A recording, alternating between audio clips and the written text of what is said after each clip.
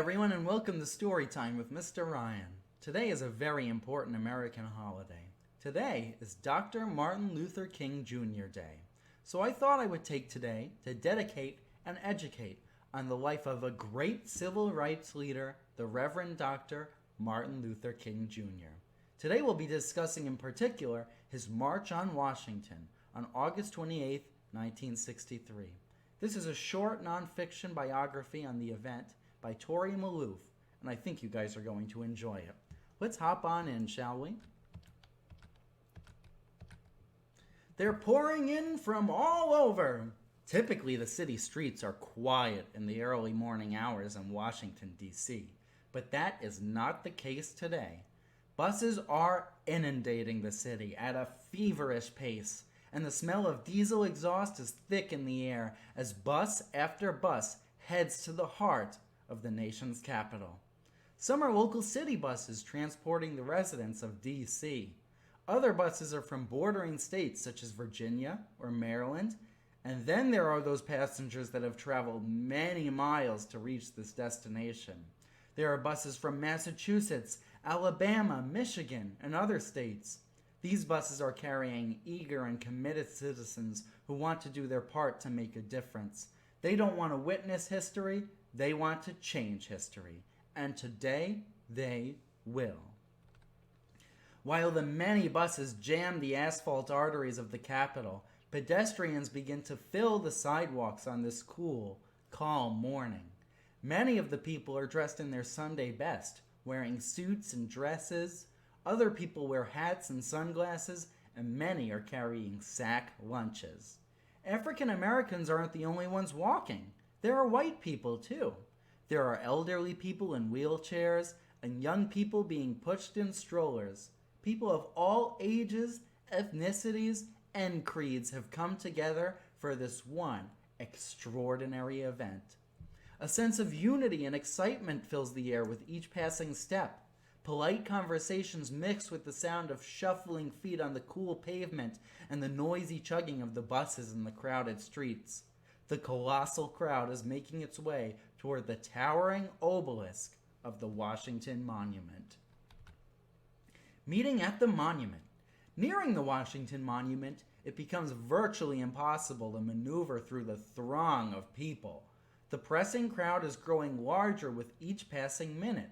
It is nearing 10 a.m. and the temperature of the air is starting to rise rapidly. People are using event programs and hand fans to keep cool. Whew! The congregation at the monument is packed but peaceful. As more marchers arrive, they proceed to check-in stations. There are 40,000 people already present. Organizers want to make sure that each person at the march is accounted for and kept safe. Pre-made picket signs with writing demanding equal rights, decent housing, and more jobs are handed out among the crowd. Marchers can be seen proudly hoisting them in the air as if they are practicing for the main event. Amid the clamor, the testing of a microphone, testing 1, testing 2, testing, can be heard over loudspeakers. Prior to the official march from the Washington Monument to the Lincoln Memorial, various folk singers and famous personalities excite and inspire the ever-growing crowd. Josephine Baker, a celebrated African-American entertainer, is in attendance. She has flown all the way from France to address the protesters. Baker strongly opposes segregation and racism. She devotes much of her time to making the world a better and safer place to live. She wholeheartedly gives her support to the American civil rights movement. Wearing her French military uniform from her time serving in the French resistance during World War II, Baker speaks with conviction. Her voice booms through the loudspeaker.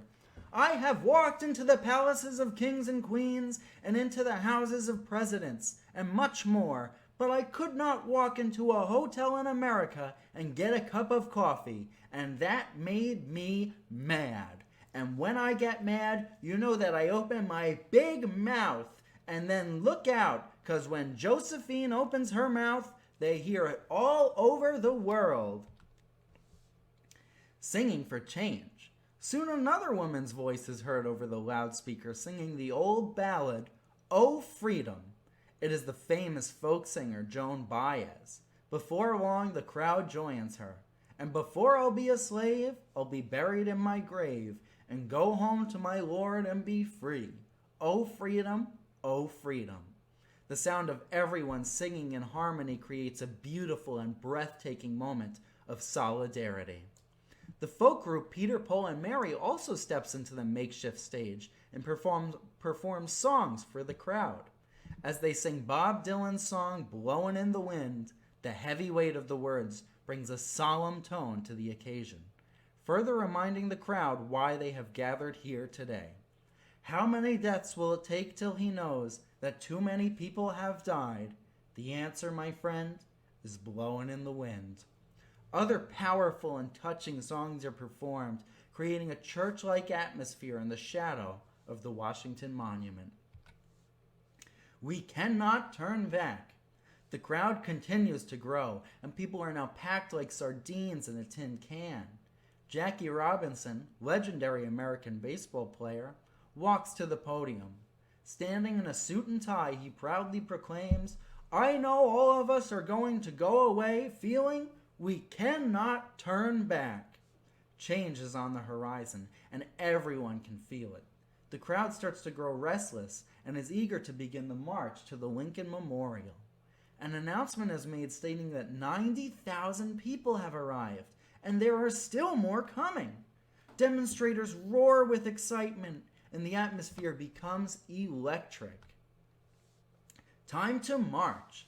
The trek to the Lincoln Memorial is scheduled to begin at 11:30 a.m. and covers almost 2 miles.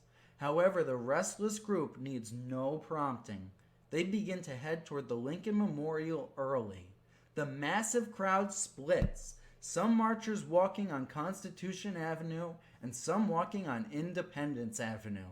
They reconverge at the Statue of Lincoln. Long, thick cables stretch the length of the route, carrying television and radio signals. Reporters vividly describe the scene to the millions of people listening and watching from their homes.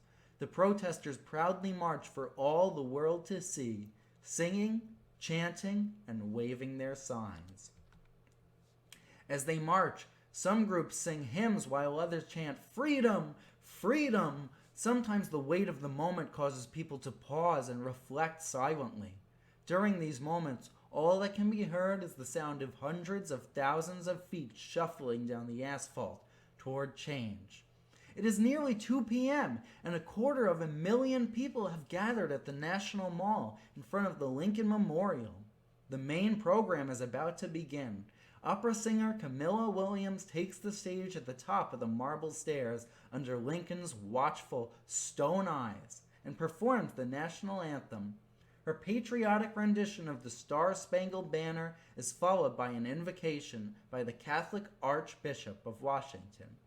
You might be wondering, why go to the Lincoln Memorial? Well, here's the Lincoln connection. 100 years earlier, President Abraham Lincoln gave a very famous speech that came to be known as the Gettysburg Address. His speech, invoking the Declaration of Independence, spoke about equality and freedom. 77 years ago, our fathers brought forth on this continent a new nation, conceived in liberty and dedicated to the proposition that all men are created equal. It was no coincidence that the organizers of the march chose to deliver their speeches at the Lincoln Memorial.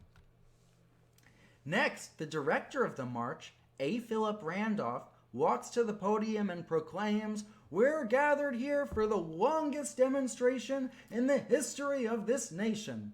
Let the nation and the world know the meaning of our numbers." His words are met with thunderous applause and cheers from the crowd. Numerous civil rights leaders and activists take to the stage and orate on the importance of the fight for civil rights and equality. They speak with strength and conviction, and their poise and demeanors are calm, but mighty. Their carefully chosen words motivate and inspire those in attendance. The words "Amen" and "Yes" are uttered throughout the crowd. Later that afternoon, Randolph returns to the stage and introduces the next speaker as the moral leader of our nation. The crowd erupts in a frenzy, applauding and cheering for what seems like an eternity. The oppressive heat and long day don't subdue the excitement. This is the moment everyone has been waiting for. Speaking for change, to the side of the stage stands Dr. Martin Luther King Jr. Before he takes the podium, African-American vocalist Mahalia Jackson sings. Her commanding voice carries an old slave spiritual to the masses. I've been buked and I've been scorned. I'm gonna tell my Lord when I get home just how long you've been treating me wrong. Jackson's song invigorates the crowd. The wild cheering and chanting slowly die down as King begins to speak into the microphone. At first, when King speaks, he reads his words from a paper, but before long, he discards his prepared words and speaks from his heart.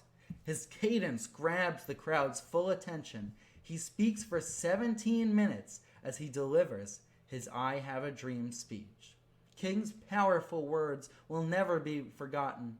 When we allow freedom to ring, when we let it ring from every city and every hamlet, from every state and every city, we will be able to speed up that day when all of God's children, black men and white men, Jews and Gentiles, Protestant and Catholics, will be able to join hands and sing in the words of the old Negro spiritual, free at last, great God Almighty, we are free at last. The meeting after the march. After the march concluded, its leaders and organizers met with President John F. Kennedy that very same evening. Here are some interesting facts about that meeting. They met at the Oval Office in the White House. They went there to discuss racial inequality and pass a civil rights bill that had been in the works for some time. As President Kennedy greeted Dr. King, the president smiled and said, "I have a dream." It was his way of giving King accolades for his spectacular speech. They had ham, cheese, and turkey sandwiches and cherry cobbler for dessert. And they referenced some of the meetings they had at the march. When Randolph's speech concluded, the crowd chanted, "Pass the bill! Pass the bill!" They hoped to get the attention and support of the 100 members of Congress sitting at the foot of the Lincoln Memorial. The outcome was, the meeting was cordial and successful by all accounts. However, the bill would be stalled and delayed in congressional committees. It would not be signed into law until July 1964. Reflection. It takes several hours for the hordes of people to dissipate and the hundreds of buses to leave the city's center. As the sun slowly sets in the western sky, hundreds of people still dot the landscape of the National Mall. Litter and discarded picket signs are strewn across the grounds. Television cameras and journalists remain on the scene, reporting to the nation the day's historic events. The outside temperature has cooled, but a new fierce fire burns in the hearts of many. The persuasive and powerful speeches given by the movement's greatest civil rights leaders have inspired and energized the nation to take action. Washington and the world at large will never be the same. The air is thick with hopes and dreams, and change is firmly planted on the horizon.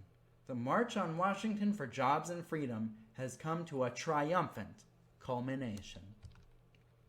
Thank you all very much for watching. Here's a little glossary of fun terms so you guys can feel free to look up. Accolades, archbishop, ballad, cadence, colossal, congregation, conviction, creeds, degradation, dissipate, eccentric, frenzy, Gentiles, Hamlet, hordes, hymns, inundating, invigorates, invocation, morphing, obelisk, orate, populace, racism, reconverge, sardines, segregation, solemn, solidarity, spiritual, supremacist, and throng. Those are all words we discussed in this story. I hope I was able to increase your vocabulary as well as your civil rights know-how.